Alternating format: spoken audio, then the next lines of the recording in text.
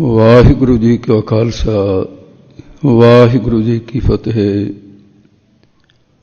ਪਰਮ ਸਤਿਕਾਰਯੋਗ ਗੁਰੂ ਸਰੂਪ ਗੁਰੂ ਖਾਲਸਾ ਸਾਧ ਸੰਗਤ ਜੀਓ, ਆਪ ਸਰਬੱਤ ਸੰਗਤਾਂ ਮਹਾਂਪੁਰਸ਼ਾਂ ਦੇ ਤਪ ਸਥਾਨ ਤੇ, ਜਿੱਥੇ ਬੜੇ ਬੜੇ ਤਪੀਸ਼ਰ ਮਹਾਂਪੁਰਸ਼ ਸੰਤ ਬਾਬਾ ਖਜ਼ਾਨ ਸਿੰਘ ਜੀ ਔਰ ਸੰਤ ਗਿਆਨੀ ਸੁੰਦਰ ਸਿੰਘ ਜੀ ਪਿੰਡਰਾਂ ਵਾਲੇ ਮਹਾਂਪੁਰਸ਼ ਬ੍ਰਹਮਵੇਤੇ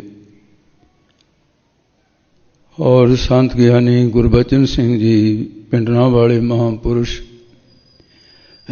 ਸੰਤ ਬਾਬਾ ਇੰਦਰ ਸਿੰਘ ਜੀ, ਉਹਨਾਂ ਮਹਾਂਪੁਰਸ਼ਾਂ ਦੇ ਇਸ ਤਪ ਸਥਾਨ ਦੇ ਤਪੀਸ਼ਰ ਮਹਾਂਪੁਰਸ਼ ਸੰਤ ਗਿਆਨੀ ਮੋਹਨ ਸਿੰਘ ਜੀ, ਤੇ ਜਿਨ੍ਹਾਂ ਨੂੰ ਸਾਲ ਦਾ ਇੱਕ ਅਰਸਾ ਹੋ ਗਿਆ ਹੈ ਸਰੀਰਕ ਤੌਰ ਤੇ ਸਾਡੇ ਨਾਲੋਂ ਉਸ ਪਰਮੇਸ਼ਰ ਦੇ ਰੱਬੀ ਹੁਕਮ ਅਨੁਸਾਰ ਸਰੀਰ ਉਹਨਾਂ ਦਾ ਓਲੇ ਹੋਇਆ। ਉਹਨਾਂ ਦੀ ਪਹਿਲੀ ਵਰਸੀ ਦੇ ਸੰਬੰਧ ਵਿੱਚ ਉਹਨਾਂ ਮਹਾਂਪੁਰਸ਼ਾਂ ਵੱਲੋਂ ਬਰੋਸਾਏ ਹੋਏ ਉਹਨਾਂ ਦੇ ਹੁੰਦਿਆਂ ਹੀ ਜਿਨ੍ਹਾਂ ਨੂੰ ਇਸ ਸਟੇਜ ਤੇ ਬੜਾ ਮਾਣ ਸਤਿਕਾਰ ਮਿਲਦਾ ਸੀ, ਆਪ ਦੀ ਕਥਾ ਦੇ ਸਮੇਂ ਤੋਂ ਬਾਅਦ ਉਹ ਵਿਸ਼ੇਸ਼ ਕਰਕੇ ਨਾਂ ਲਿਆ ਕਰਦੇ ਸਨ ਸੰਤ ਗਿਆਨੀ ਕਪੂਰ ਸਿੰਘ ਜੀ ਮਹਾਂਪੁਰਸ਼ਾਂ ਦਾ, ਸੰਪਰਦਾ ਪਿੰਡਰਾਂ ਦੇ ਮੌਜੂਦਾ ਮੁਖੀ ਔਰ ਇੱਥੋਂ ਦੇ ਬੜੇ ਸਤਿਕਾਰਯੋਗ ਤੇ ਉਹ ਜੋ ਵੱਡੇ ਮਹਾਂਪੁਰਸ਼ਾਂ ਦੇ ਵੇਲੇ ਤੋਂ ਔਰ ਬੜਾ ਲੰਮਾ ਸਮਾਂ ਉਹ ਬਜ਼ੁਰਗ ਆਤਮਾ, ਜਿਨ੍ਹਾਂ ਨੂੰ ਥੋੜ੍ਹੇ ਅੱਖਰਾਂ 'ਚ ਬਾਬਾ ਖੰਨਾ ਜੀ ਕਹਿੰਦੇ ਹੈ, ਬਾਬਾ ਨਿਰੰਜਨ ਸਿੰਘ ਜੀ, ਔਰ ਜਿਹੜਾ ਮਹਾਂਪੁਰਖਾਂ ਨੇ ਖਾਲਸਾ ਪ੍ਰਬੰਧਕ ਜਥਾ ਬਣਾਇਆ, ਉਹਦੇ ਸਾਰੇ ਮੈਂਬਰ ਸਾਹਿਬਾਨ ਗ੍ਰਸਤ ਪ੍ਰਣਾਲੀ ਦੇ ਅੰਦਰ ਸੰਬੰਧ ਰੱਖਣ ਵਾਲੇ ਦੂਰ ਦਰਾਡੇ ਤੋਂ ਮਹਾਂਪੁਰਖਾਂ ਦੇ ਵਰਸੀ ਦੇ ਸੰਬੰਧ ਵਿੱਚ ਆਪਾਂ ਸਾਰੇ ਗੁਰੂ ਗ੍ਰੰਥ ਸਾਹਿਬ ਦੀ ਹਜ਼ੂਰੀ ਵਿੱਚ ਇਕੱਤਰ ਹੋਏ ਹਾਂ। ਹੁਣ ਬੜਮੁੱਲੀਆਂ ਵਿਚਾਰਾਂ ਟੁੱਡੀ ਵਾਲੇ ਮਹਾਂਪੁਰਸ਼ ਜਿਨ੍ਹਾਂ ਨੇ ਕੋਈ ਪੱਖ ਨਹੀਂ ਛੱਡਿਆ, ਬੜੀਆਂ ਵਿਚਾਰਾਂ ਸੁੰਦਰ, ਉਹਨਾਂ ਦੇ ਵਿਦਿਆਰਥੀਆਂ ਦੀ ਸਾਰੀ ਲਿਸਟ ਸੁਣਾਈ ਉਹਨਾਂ ਨੇ। ਔਰ ਭਾਈ ਜਸਵਿੰਦਰ ਸਿੰਘ ਜੀ ਇਹ ਨੌਜਵਾਨ ਬੱਚੇ ਨੇ ਜਿਹੜੀ ਕਵਿਤਾ ਬੋਲੀ, ਜੋ ਸੰਤ ਗਿਆਨੀ ਕਪੂਰ ਸਿੰਘ ਜੀ ਦੇ ਅਰਦਲੀ ਰੂਪ ਦੇ ਅੰਦਰ ਸੇਵਾ ਨਿਭਾਉਂਦੇ ਹੈ, ਤੇ ਇਸ ਟਕਸਾਲ ਦੇ ਬੱਚੇ ਨੇ ਸਾਬਤ ਕਰ ਦਿੱਤਾ ਵੀ ਪੁੱਤਰ ਕਪੁੱਤਰ ਭੰਬੂੜੇ ਤੇ ਪਏ ਹੀ ਪਤਾ ਲੱਗ ਜਾਂਦਾ ਹੈ ਵੀ ਇਹ ਹੋਣਹਾਰ ਬੱਚਾ ਹੈ। ਇਹਨਾਂ ਦੀ ਕਵਿਤਾ ਦੇ ਵਿੱਚ ਐਸੇ ਹੀਰਿਆਂ ਵਾਂਗੂ ਅੱਖਰ ਜੜੇ ਹੋਏ ਸਨ। ਥੋੜ੍ਹੇ ਸਮੇਂ 'ਚ ਕਵਿਤਾ ਤੋਂ ਬਹੁਤ ਕੁਝ ਕਹਿ ਦਿੱਤਾ ਇਹਨਾਂ ਨੇ। ਤੇ ਹੁਣ ਜੋ ਆਪ ਜੀ ਨੇ ਵਿਚਾਰ ਮਹਾਂਪੁਰਸ਼ਾਂ ਦੇ ਵਿਦਿਆਰਥੀਆਂ ਦੇ ਵਿੱਚੋਂ, ਅਸੀਂ ਇਹ ਸਾਰੇ ਵਿਦਿਆਰਥੀਆਂ ਜੋ ਕਹਿ ਸਕਦੇ ਹਾਂ ਵੀ ਹੁਣ ਦੇ ਜਿੰਨੇ ਵਿਦਿਆਰਥੀ ਸੰਤ ਗਿਆਨੀ ਮੋਹਨ ਸਿੰਘ ਜੀ ਦੇ, ਉਹਨਾਂ ਵਿੱਚੋਂ ਸਾਰਿਆਂ ਤੋਂ ਸੀਨੀਅਰ ਨੇ ਸੰਤ ਗਿਆਨੀ ਹਰਭਜਨ ਸਿੰਘ ਜੀ ਢੁੱਡੀਕੇ ਵਾਲੇ। ਪੰਥ ਦੇ ਲਈ ਬੜੀ ਸੇਵਾ ਨਿਭਾਈ ਹੈ ਤੇ ਮਹਾਂਪੁਰਸ਼ਾਂ ਦੀ ਜਿੱਥੇ ਤੱਕ ਮਹਿਮਾ ਦੀ ਬਾਤ ਹੈ, ਵਡਿਆਈ ਦੀ ਗੱਲ ਹੈ, ਕੁਛ ਲੋਕਾਂ ਨੂੰ ਇਤਰਾਜ਼ ਹੈ ਵੀ ਜੇ ਇਹ ਸੰਤਾਂ ਦੀ ਮਹਿਮਾ ਕਰਦੇ ਹੈ, ਸ਼ਾਇਦ ਗੁਰਮਤਿ ਤੋਂ ਬਾਹਰ ਜਾ ਕੇ ਇਹ ਆਵਾਜ਼ ਕਿਸੇ ਦੇ ਮੁਖੋਂ ਨਿਕਲ ਸਕਦੀ ਹੈ। ਜਿਸ ਨੇ ਗੁਰਬਾਣੀ ਅਧਿਐਨ ਕੀਤੀ ਹੈ ਉਹ ਅਜਿਹੀ ਭੁੱਲ ਕਦੀ ਵੀ ਨਹੀਂ ਕਰ ਸਕਦਾ। ਜੋ ਹਰ ਦਾਸਨ ਕੀ ਉਸਤਤ ਹੈ, ਸਾ ਹਰ ਕੀ ਵਡਿਆਈ, ਹਰ ਆਪਣੀ ਵਡਿਆਈ ਭਾਵ ਦੀ ਜਨ ਕਾ ਜੈਕਾਰ ਕਰਾਈ। ਰੱਬ ਦੀ ਵਡਿਆਈ ਤਾਂ ਰੱਬ ਦੀ ਵਡਿਆਈ ਹੈ ਹੀ, ਪਰ ਰੱਬ ਦੇ ਪਿਆਰਿਆਂ ਦੀ ਵਡਿਆਈ ਵੀ ਰੱਬ ਦੀ ਵਡਿਆਈ ਹੀ ਹੈ। ਸੰਤ ਗਿਆਨੀ ਮੋਹਨ ਸਿੰਘ ਜੀ ਮਹਾਂਪੁਰਸ਼ ਸਾਨੂੰ ਇਸ ਗੱਲ ਦਾ ਕੋਈ ਗਿਲਾ ਨਹੀਂ। ਬੜਾ ਲੰਮਾ ਸਮਾਂ 101 ਸਾਲ ਤੋਂ ਉੱਪਰ ਵੀ ਮਹੀਨੇ ਦਿਨ ਆਪ ਜੀ ਨੇ ਸੁਣੇ ਨੇ, ਸੰਸਾਰ 'ਚ ਰਹੇ।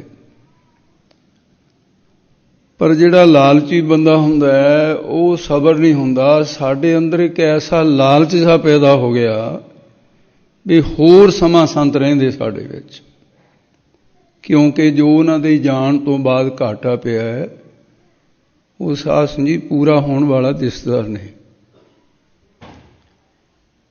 ਉਹ ਭਾਵੇਂ ਅੰਦਰ ਜਿਸ ਥਾਂ ਤੇ ਰਿਹਾਇਸ਼ ਸੀ ਉੱਥੇ ਬੈਠੇ ਸੀ, ਪਰ ਉਹਨਾਂ ਦਾ ਪ੍ਰਤਾਪ ਸਾਰੀ ਜਗ੍ਹਾ ਛਾਇਆ ਹੋਇਆ ਨਜ਼ਰ ਆਉਂਦਾ ਸੀ। ਇੱਕ ਵਾਰੀ ਦਰਸ਼ਨ ਕਰਕੇ ਮਹੀਨਾ ਭਰ ਇਉਂ ਲੱਗਦਾ ਸੀ ਵੀ ਪਿੰਡਰੀ ਆ ਕੇ ਕੁਝ ਲੈ ਕੇ ਜਾ ਰਹੇ ਹਾਂ। ਹੁਣ ਜਦੋਂ ਉਹਨਾਂ ਦਾ ਪਲੰਘਾ ਖਾਲੀ ਵੇਖਦੇ ਹਾਂ ਬਰਦਾਸ਼ਤ ਜਾਂ ਨਹੀਂ ਹੁੰਦਾ, ਮਹਿਸੂਸ ਹੁੰਦਾ ਹੈ ਸੱਜਣ ਮੇਰੇ ਰੰਗਲੇ ਜਾਏ ਸੁਤੇ ਜੀ। ਔਰ ਜਾਣ ਲੱਗਿਆ ਆਪਣੇ ਗੜਵਈ ਨੂੰ ਕਿਹਾ ਕਿ ਮੈਂ ਕੁਲਵੰਤ ਸਿੰਘ ਜਾ ਰਿਹਾ ਹਾਂ। ਇਹ ਕਈ ਵਾਰੀ ਵਿਰਾਗ 'ਚ ਆ ਜਾਂਦਾ ਹੈ। ਸਮਾਂ ਸੀ ਮੇਰੇ ਵਿਦਿਆਰਥੀ ਦੇ, ਕੁਝ ਸਮਾਂ ਇਹ ਵਿਦਿਆਰਥੀ ਰਹੇ, ਉੱਥੇ ਪੜ੍ਹ ਕੇ ਆਇਆ ਸੀ ਜਥੇ ਦੇ ਕੋਲੋਂ, ਪਰ ਇਹਦੀ ਪ੍ਰਲਬਧ ਏਡੀ ਉੱਚੀ ਦੇਖੀ ਸਾਰਿਆਂ ਨਾਲੋਂ। ਮਹਾਂਪੁਰਖਾਂ ਦੇ ਅੜਦਲੀ ਹੋਣ ਦਾ, ਅੜਦਲੀ ਹੋਣ ਦਾ, ਉਹਨਾਂ ਦੇ ਨਿਕਟ ਵਰਤੀ ਹੋਣ ਦਾ ਮਾਣ ਮਿਲ ਗਿਆ। ਤੇ ਇਹ ਬੜੇ ਪਿਆਰ ਦੇ ਨਾਲ ਦਰਸ਼ਨ ਕਰਾਉਂਦੇ। ਹੁਣ ਜਦੋਂ ਕਹੀਦਾ ਵੀ ਭਾਈ ਮਹਾਂਪੁਰਖਾਂ ਦੇ ਪਲੰਘੇ ਦੀ ਦਰਸ਼ਨ ਕਰਾ ਦੇ ਜਿਹਦੇ ਤੇ ਬੈਠਦੇ ਸੀ, ਇਹ ਅੱਖਾਂ ਭਰਿਆ ਹੁੰਦਾ ਹੈ। ਤੁਹਾਡੇ ਸਾਰਿਆਂ ਦੇ ਮਨਾਂ ਦੇ ਵਿੱਚ ਹੈ ਉਹ ਮਹਾਂਪੁਰਸ਼ ਜਿੱਥੇ ਉਹਨਾਂ ਨੇ ਖੁੱਲ੍ਹ ਦਿੱਤੀ ਸੀ। ਕਿਹਾ ਹਰੀ ਸਿੰਘ ਇੱਕ ਗੱਲ ਸੁਣ ਲੈ, ਜਿਹੜੀ ਗੱਲ ਦਾ ਤੈਨੂੰ ਉੱਤਰ ਨਾ ਆਵੇ, ਕਿਸੇ ਵਿਦਵਾਨ ਤੇ ਨਾਲ ਕੋਈ ਐਸਾ ਸ਼ਬਦ ਚਰਚਾ ਹੋ ਜਾਏ, ਸਾਰੇ ਸੰਤ ਸਮਾਜ ਦੇ ਵਿੱਚ ਜੇ ਤੁਸੀਂ ਮਹਿਸੂਸ ਕਰੋ ਕਿ ਇਸ ਵਿਦਵਾਨ ਦਾ ਉੱਤਰ ਨਹੀਂ ਹੈ ਸਾਡੇ ਕੋਲ, ਕਹਿੰਦੇ ਮੇਰੇ ਕੋਲ ਆਇਆ ਉਹ ਪਿੰਡਰੀ। ਹੁਣ ਭਾਈ ਕਿਹਦੇ ਕੋਲ ਲੈ ਕੇ ਜਾਵਾਂਗੇ? ਜਿਹੜਾ ਕੋਈ ਗੁਰਬਾਣੀ ਦੇ ਵਿੱਚ ਤੁਹਾਨੂੰ ਸਿਧਾਂਤਕ ਗੁਲਝ ਪੈਦਾ ਹੋ ਜਾਏ ਤਾਂ ਆ ਕੇ ਭਾਈ ਪੁੱਛ ਲਿਓ ਨਿਰਸੰਦੇਹ। ਜਦੋਂ ਪੁੱਛਦੇ ਸੀ ਰਸਨਾ ਤੇ ਹੀ ਸੀ ਸਾਰਾ ਕੁਝ। ਮੈਨੂੰ ਇਸ ਗੱਲ ਦੇ ਕਹਿਣ ਵਿੱਚ ਸੰਕੋਚ ਨਹੀਂ ਕਿ ਜਿੱਥੇ ਹੋਰ ਵਿਦਿਆਰਥੀਆਂ ਦਾ ਨਾਂ ਲਿਆ ਹੈ ਮਹਾਂਪੁਰਸ਼ਾਂ ਨੇ, ਸੰਤ ਬਾਬਾ ਕਰਤਾਰ ਸਿੰਘ ਜੀ ਮਹਿਤੇ ਵਾਲੇ ਵੀ ਇਹਨਾਂ ਦੇ ਵਿਦਿਆਰਥੀ ਸਨ। ਸ਼ਾਇਦ ਇਸ ਗੱਲ ਦਾ ਕਿਸੇ ਨੂੰ ਇਤਰਾਜ਼ ਵੀ ਹੋ ਸਕਦਾ, ਗੁੱਸਾ ਹੋ ਸਕਦਾ, ਪਰ ਸੱਚਾਈ ਹੈ। ਉਹ ਵਿਧਾਨ ਦੇ ਗ੍ਰੰਥ ਵਿਚਾਰ ਸਾਗਰ ਤੋਂ ਵੀ ਉੱਪਰ ਜੇ ਕੋਈ ਮੋਕਸ਼ ਪੰਥ ਪੜ੍ਹਨਾ ਚਾਹੇ, ਪੰਡਤ ਗੁਲਾਬ ਸਿੰਘ ਜੀ ਦਾ ਲਿਖਿਆ, ਤਾਂ ਉਹ ਸੰਤ ਗਿਆਨੀ ਮੋਹਨ ਸਿੰਘ ਜੀ ਪੜ੍ਹਾ ਸਕਦੇ ਸੀ। ਜੇ ਕੋਈ ਬਿਰਤੀ ਗ੍ਰੰਥ ਪੜ੍ਹਾਉਣਾ ਚਾਹੇ ਤਾਂ ਇਹੀ ਪੜ੍ਹਾ ਸਕਦੇ ਸਨ। ਨਿਆਏ ਸ਼ਾਸਤਰ ਪੜ੍ਹਾ ਸਕਦੇ ਤਾਂ ਇਹੀ ਪੜ੍ਹਾ ਸਕਦੇ ਸਨ। ਰਸਨਾਗਰੇ ਸੀ ਸਾਰਾ ਕੁਝ। ਦੁੱਖ ਇਸ ਗੱਲ ਦਾ ਹੈ ਕਿ ਐਡੇ ਐਡੇ ਮਹਾਂਪੁਰਸ਼ ਸਾਡੇ ਕੋਲੋਂ ਜਾ ਰਹੇ ਨੇ, ਮੁੜ ਕੇ ਪੈਦਾ ਨਹੀਂ ਹੋ ਰਿਹਾ ਉਸ ਤਰ੍ਹਾਂ ਦਾ ਕੋਈ। ਕੀ ਬਣੇਗਾ ਸੰਸਾਰ ਦਾ? ਕੁੰਭ ਦੇ ਮੇਲੇ ਦੇ ਉੱਤੇ ਬਹੁਤ ਪੁਰਾਣੀ ਗੱਲ ਹੈ, ਮਹਾਂਪੁਰਸ਼ ਇਕੱਠੇ ਹੋਏ, ਬੜੇ ਬੜੇ ਤਤਵੇ ਤੇ ਮਹਾਂਪੁਰਸ਼ ਕਈਆਂ ਮਤਾਂ ਦੇ ਆਪਸ ਵਿੱਚ ਹੀ ਵਿਚਾਰ ਕਰਦੇ ਹੈ। ਕਹਿੰਦੇ ਸੰਤ ਜੀ ਸਮਾਂ ਤਾਂ ਅੱਗੇ ਅੱਗੇ ਚੰਗਾ ਨਹੀਂ ਹੈ। ਕਹਿੰਦੇ ਹਾਂ ਜੀ, ਮੈਂ ਇਸੇ ਕਰਕੇ ਆਪਣਾ ਮਨ ਬਣਾ ਲਿਆ ਹੈ, ਜਿਹੜਾ ਸੰਸਾਰ ਦੇ ਵਿੱਚ ਆ ਕੇ ਅਸਤ ਜੜ ਦੁੱਖ ਰੂਪ ਸੰਸਾਰ ਦੀ ਨਿਵਰਤੀ ਅਤੇ ਸਤ ਚੇਤਨ ਆਨੰਦ ਬ੍ਰਹਮ ਦੀ ਪ੍ਰਾਪਤੀ, ਉਹ ਤਾਂ ਕਾਰਜ ਆਪਾਂ ਕਰ ਲਿਆ ਹੈ। ਪਰਮਾਨੰਦ ਦੀ ਪ੍ਰਾਪਤੀ, ਅਸਤ ਜੜ ਦੁੱਖ ਦੀ ਨਿਵਰਤੀ ਉਹ ਤਾਂ ਕਰ ਲਈਏ, ਹੁਣ ਰਹਿ ਕੇ ਵੀ ਕੀ ਕਰਨਾ ਭਲਾ। ਵੀ ਮੈਂ ਤਾਂ ਸੋਚ ਕੇ ਆਇਆ ਵੀ ਕੁੰਭ ਦੇ ਮੇਲੇ ਤੋਂ ਬਾਅਦ ਇੱਥੇ ਹੀ ਸਰੀਰ ਤਿਆਗ ਜਾਣਾ ਹੈ। ਦੂਜਾ ਸੰਤ ਬੋਲਿਆ, ਚੰਗਾ ਭਾਈ, ਸਮੇਂ ਸਿਰ ਜਿਹੜੇ ਆਪਣੇ ਘਰ ਨੂੰ ਮੁੜ ਜਾਣਗੇ ਸੰਤ ਚੰਗੇ ਰਹਿਣਗੇ, ਅੱਗੇ ਅੱਗੇ ਸਮਾਂ ਚੰਗਾ ਨਹੀਂ। ਕਹਿੰਦੇ ਮੈਂ ਵੀ ਸਰੀਰ ਛੱਡਣਾ, ਪਰ ਮੈਂ ਉੱਥੇ ਹੀ ਜਾ ਕੇ ਛੱਡੂੰਗਾ ਤਾਂ ਕਿ ਮੇਰੇ ਸੰਗੀਆਂ ਨੂੰ ਖੇਚਲ ਨਾ ਹੋਵੇ ਵੀ ਕਿੱਧਰ ਗਏ ਕੀ ਹੋਇਆ। ਉਹਨਾਂ ਦੇ ਵਿੱਚੋਂ ਇੱਕ ਸੰਨਿਆਸੀ ਸੰਤ ਸੀ, ਪਟਿਆਲੇ ਦੇ ਕੋਲ ਉਹਨਾਂ ਦਾ ਸਥਾਨ ਸੀ, ਬਾਬਾ ਬੰਕਾਪੁਰੀ ਜੀ। ਉਹ ਬੰਕਾਪੁਰੀ ਜੀ ਜਿਹੜੇ ਸਨ ਸੰਨਿਆਸੀ ਸੰਤ, ਉਹ ਵਿਚਾਰ ਸਾਗਰ ਸਾਡੇ ਬਜ਼ੁਰਗਾਂ ਦੇ ਕੋਲੋਂ ਪੜ੍ਹੇ ਸੀ। ਸਤਿਕਾਰਯੋਗ ਨਾਨਕੇ ਪਰਿਵਾਰ ਦੇ ਗਿਆਨੀ ਸੰਤਾ ਸਿੰਘ ਜੀ, ਜਿਨ੍ਹਾਂ ਦਾ ਨਾਮ ਗੁਰਮੁਖ ਪ੍ਰਕਾਸ਼ ਵਿੱਚ ਪੜ੍ਹ ਸਕਦੇ ਹੋ, ਉਹ ਦੱਸਦੇ ਮਾਮਾ ਜੀ ਸਨ। ਸੰਤ ਗਿਆਨੀ ਸੁੰਦਰ ਸਿੰਘ ਜੀ ਦੇ ਵਿਦਿਆਰਥੀ ਸੀ ਉਹ। ਬੰਕਾਪੁਰੀ ਜੀ ਉਹਨਾਂ ਤੋਂ ਪੜ੍ਹੇ ਸੀ ਵਿਚਾਰ ਸਾਗਰ। ਅਤੇ ਬੰਕਾਪੁਰੀ ਜੀ ਨੇ ਵੀ ਪਹਿਲਾਂ ਹੀ ਕਹਿ ਦਿੱਤਾ ਵੀ ਮੈਂ ਫਲਾਣੇ ਦਿਨ ਸਰੀਰ ਤਿਆਗ ਦੇਣਾ। ਉਹ ਮਹਾਂਪੁਰਸ਼ੋ, ਤੁਸੀਂ ਸੱਚਖੰਡ ਨੂੰ ਜਾਣਦੇ, ਰਾੜੇ ਵਾਲੇ ਸੰਤ ਕਹਿੰਦੇ ਹੁੰਦੇ ਸੀ, ਕਹਿੰਦੇ ਆਪਣੇ ਘਰ ਜਾਣ ਦੀ ਕਿਹਨੂੰ ਖੁਸ਼ੀ ਨਹੀਂ ਹੈ ਭਾਈ।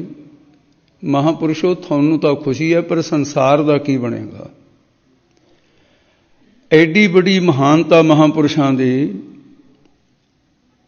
ਮੈਂ ਕੁਛ ਬਹੁਤੇ ਵਿਚਾਰ ਨਹੀਂ ਆਪ ਜੀ ਨਾਲ ਸਾਂਝੇ ਕਰਨੇ। ਇੱਕ ਸੰਤਾਂ ਦੇ ਜੀਵਨ ਦੀ ਘਟਨਾ ਕਹਿ ਕੇ ਮੈਂ ਆਪਣੇ ਵਿਚਾਰਾਂ ਨੂੰ ਵਿਸ਼ਰਾਮ ਦੇਵਾਂਗਾ। ਸੰਤ ਗਿਆਨੀ ਗੁਰਬਚਨ ਸਿੰਘ ਜੀ ਭਿੰਡਰਾਂ ਵਾਲੇ ਮਹਾਂਪੁਰਸ਼ਾਂ ਦੇ ਸਮੇਂ ਭਿੰਡਰਾਂ ਦੀ ਟਕਸਾਲ ਦਾ ਜਿਹੜਾ ਨਾਂ ਸੀ, ਉਹ ਹਰਿਦੁਆਰ ਦੇ ਸਾਧੂਆਂ 'ਚ, ਕਾਂਸ਼ੀ ਦੇ ਅੰਦਰ, ਰਿਸ਼ੀਕੇਸ਼, ਸਾਰੀਆਂ ਸੰਪਰਦਾਵਾਂ ਵਿੱਚ ਇਹ ਨਾਂ ਜਾ ਚੁੱਕਾ ਸੀ ਵੀ ਜੇ ਕੋਈ ਭਿੰਡਰਾਂ ਵਾਲੇ ਜਥੇ ਦਾ ਵਿਦਿਆਰਥੀ ਗਿਆਨੀ ਸਿੰਘ ਜਾਂਦਾ, ਜਦੋਂ ਪਤਾ ਲੱਗਦਾ ਵੀ ਭਿੰਡਰਾਂ ਵਾਲੀ ਟਕਸਾਲ ਦਾ, ਕਹਿੰਦੇ ਵੀ ਇਹ ਵਿਦਵਾਨ ਹੁੰਦੇ ਆ। ਇਹ ਪ੍ਰਭਾਵ ਗਿਆ ਵਾ ਸੀ। ਇਹ ਗੱਲ ਸੁਣੀ ਇੱਕ ਭਗਵੇਂ ਕੱਪੜਿਆਂ ਵਾਲੀ ਬੀਬੀ ਸੀ, ਬਿਦੰਤਣ ਮਾਈ ਕਹਿੰਦੇ ਸੀ ਉਹਨੂੰ। ਥੋੜ੍ਹੇ ਜਿਹੇ ਪੁਰਾਣਾ ਸਿੰਘ, ਕੋਈ ਮਹਾਂਪੁਰਖਾਂ ਦੇ ਵੇਲੇ ਦੇ ਜਿਹੜੇ ਹੈ ਉਹਨਾਂ ਨੂੰ ਚੰਗੀ ਤਰ੍ਹਾਂ ਪਤਾ ਹੋਏਗਾ। ਉਹ ਬਿਦੰਤਣ ਮਾਈ ਕਹਿੰਦੀ, ਮੈਂ ਦੇਖਦੀ ਹਾਂ ਇਹ ਭਿੰਡਰਾਂ ਵਾਲੇ ਕਿੰਨੇ ਕੁ ਪੜ੍ਹੇ ਹੋਏ ਆ। ਉਹ ਮਹਾਂਪੁਰਖਾਂ ਦੇ ਕੋਲ ਆਈ ਚਰਚਾ ਕਰਨ ਵਾਸਤੇ। ਸੰਤ ਗਿਆਨੀ ਗੁਰਬਚਨ ਸਿੰਘ ਜੀ ਮਹਾਂਪੁਰਖਾਂ ਦਾ ਸੁਭਾਅ ਸੀ ਵੀ ਬਾਣੀ ਪੜ੍ਹਦੇ ਰਹਿੰਦੇ ਹਰ ਵੇਲੇ, 18 ਘੰਟੇ ਲਗਾਤਾਰ। ਕਈ ਵਾਰ ਸਵੇਰ ਦੀ ਕਥਾ ਕਰਕੇ ਤਾਬੇ ਹੀ ਵਹੀ ਰਹਿਣਾ। ਇਸ ਤਰ੍ਹਾਂ ਵੀ ਹੋਇਆ ਕਈ ਵਾਰ ਵੀ ਤੀਸਰੇ ਪਹਿਰ ਦੀ ਕਥਾ ਦਾ ਸਮਾਂ ਹੋ ਗਿਆ ਅਤੇ ਸੰਤ ਤਾਬੇ ਹੀ ਬੈਠੇ ਅਤੇ ਪੋਥੀਆਂ ਵਾਲੇ ਦੁਆਰੇ ਆ ਗਏ। ਇਹ ਵੀ ਹੋਇਆ ਕਈ ਵਾਰ। ਮਹਾਂਪੁਰਖ ਆਪਣਾ ਬਾਣੀ ਪੜ੍ਹ ਰਹੇ ਸਨ। ਉਹ ਮਾਈ ਆ ਕੇ ਕਹਿੰਦੀ, ਭਾਈ ਸੰਤਾਂ ਨੂੰ ਮਿਲਣਾ ਹੈ। ਜਥੇ ਵਾਲੇ ਸਿੰਘਾਂ ਨੇ ਕਿਹਾ, ਬੀਬੀ ਤੁਸੀਂ ਪ੍ਰਸ਼ਾਦਾ ਪਾਣੀ? ਕਹਿੰਦੀ ਨਹੀਂ ਨਹੀਂ, ਮੇਰਾ ਸਭ ਕੁਛ ਛਕਿਆ ਤੁਸੀਂ। ਕਹਿੰਦੇ ਜੀ ਕੀ ਗੱਲ ਹੈ? ਕਹਿਣ ਲੱਗੀ, ਮੈਂ ਸੰਤਾਂ ਦੇ ਨਾਲ ਵਿਦਾਂਤ ਸ਼ਾਸਤਰ 'ਤੇ ਚਰਚਾ ਕਰਨੀ ਹੈ। ਉਹ ਕਹਿੰਦੇ ਜੀ ਇਹ ਤਾਂ ਕੋਈ ਖਾਸ ਕੰਮ ਨਹੀਂ ਹੈ, ਇਹ ਤਾਂ ਸਿੰਘ ਵੀ ਕਰ ਸਕਦੇ ਆ, ਫਿਰ ਇਹ ਸੰਤਾਂ ਨੂੰ ਕਾਹਨੂੰ ਖੇਚਲ ਦੇਣੀ ਹੈ? ਆਖੇ ਅੱਛਾ ਤੁਸੀਂ ਵਿਦਾਨ ਜਾਣਦੇ ਹੋ? ਕਹਿੰਦੇ ਹਾਂ ਜੀ। ਉਹ ਫਿਰ ਜਥੇ ਵਾਲੇ ਸਿੰਘਾਂ ਨੂੰ ਪਤਾ ਸੀ ਵੀ ਇਹ ਹੋਰ ਦੇ ਸਾਂਭਣ ਵਾਲੀ ਬਲਾ ਹੈ ਨਹੀਂ। ਸੰਤ ਗਿਆਨੀ ਮੋਹਨ ਸਿੰਘ ਜੀ ਨੂੰ ਕਿਹਾ, ਮਹਾਰਾਜ ਵੀ ਤੁਸੀਂ ਜਰਾ, ਇਹ ਬੀਬੀ ਵਿਦੰਤਣ ਹੈ। 1 ਘੰਟਾ ਚਰਚਾ ਹੋਈ। 1 ਘੰਟੇ ਤੋਂ ਬਾਅਦ ਦੋਵੇਂ ਹੱਥ ਜੋੜ ਕੇ ਕਹਿੰਦੇ, ਜਿਹੜੇ ਮਹਾਂਪੁਰਸ਼ਾਂ ਦੇ ਵਿਦਿਆਰਥੀ ਐਡੇ ਬੜੇ ਵਿਦਵਾਨ, ਕਹਿੰਦੀ ਮਹਾਂਪੁਰਸ਼ਾਂ ਨੂੰ ਤਾਂ ਨਮਸਕਾਰ ਹੀ ਆ। ਫਿਰ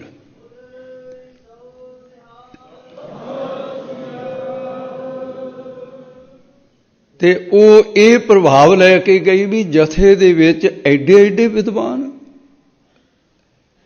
ਐਸੇ ਮਹਾਂਪੁਰਸ਼ ਮਹਾਨ ਸਨ।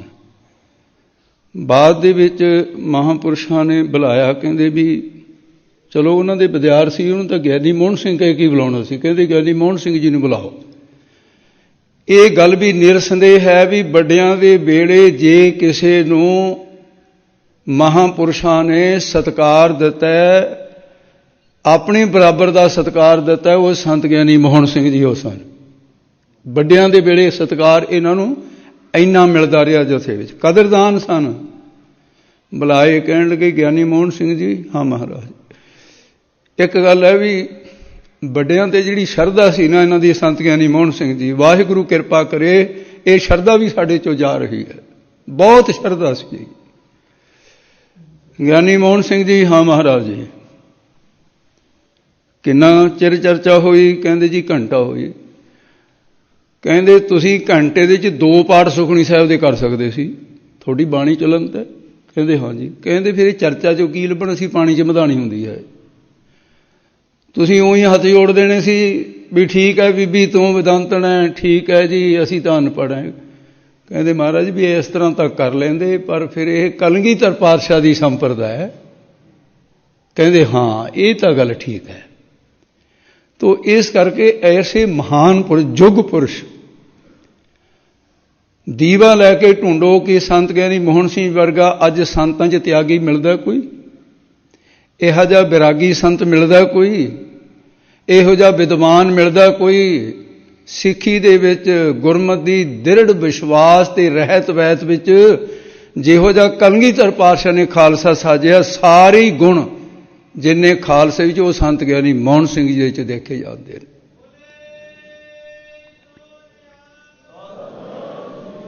ਭਾਈ ਗੁਰਦਾਸ ਸਾਹਿਬ ਜੀ ਨੇ ਗੱਲ ਕਹੀ ਹੈ ਕਿ ਸਿੱਖ ਸੰਤ ਬਾਲਕ ਸ੍ਰੀ ਗੁਰੂ ਪ੍ਰਤਪਾਲਕ। ਅਸਲ ਦੇ ਵਿੱਚ ਉਹ ਕਲਗੀਧਰ ਪਾਤਸ਼ਾਹ ਦੇ ਬਾਲਕੇ ਸੀ। ਜਿਹਾ ਜਿਹਾ ਨੂੰ ਸਤਿਗੁਰੂ ਪਾਲਦਾ ਤੇ ਉਹ ਸੰਤ ਗਿਆਨੀ ਮੋਹਨ ਸਿੰਘ ਜੀ ਸਨ। ਠੀਕ ਹੈ ਸਤਿਗੁਰੂ ਜੀ, ਇਹ ਅਕਾਲ ਪੁਰਖ ਅਸੀਂ ਤੁਹਾਡੇ ਤੇ ਗਿਲਾ ਨਹੀਂ ਕਰ ਸਕਦੇ, ਗਿਲਾ ਕਰਾਂਗੇ ਤਾਂ ਅਸੀਂ ਸਿੱਖ ਨਹੀਂ ਰਹਾਂਗੇ। ਪਰ ਔਖਾ ਬਹੁਤ ਲੱਗਦਾ ਜਦੋਂ ਭਿੰਡਰੀ ਆਉਂਦੇ ਆ, ਇੱਥੇ ਸਭ ਕੁਝ ਹੈ ਪਰ ਸੰਤ ਗਿਆਨੀ ਮੋਹਨ ਸਿੰਘ ਜੀ ਨਹੀਂ ਦਿਖਦੇ। ਇਸ ਗੱਲ ਦਾ ਥੋੜ੍ਹਾ ਜਿਹਾ ਮਨ ਦੇ ਵਿੱਚ ਚਾਹੇ ਅਗਿਆਨ ਦੇ ਵਸ ਹੈ, ਚਾਹੇ ਸਾਡਾ ਲਾਲਚ ਹੈ।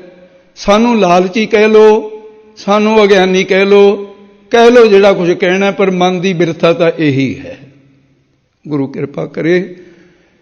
ਇਹ ਜ਼ਰੂਰੀ ਨਹੀਂ ਵੀ ਇੱਥੇ ਰਹਿਣ ਵਾਲੇ ਉਹਨਾਂ ਦੇ ਜ਼ਿਆਦਾ ਸ਼ਰਧਾਲੂ ਨੇ। ਉਹ ਗੁਰੂ ਪਿਆਰਿਓ ਤੁਹਾਡੇ ਵਿੱਚ ਬੜੇ ਬੜੇ ਉਹਨਾਂ ਦੇ ਸ਼ਰਧਾ ਰੱਖਣ ਵਾਲੇ ਬੈਠੇ ਨੇ।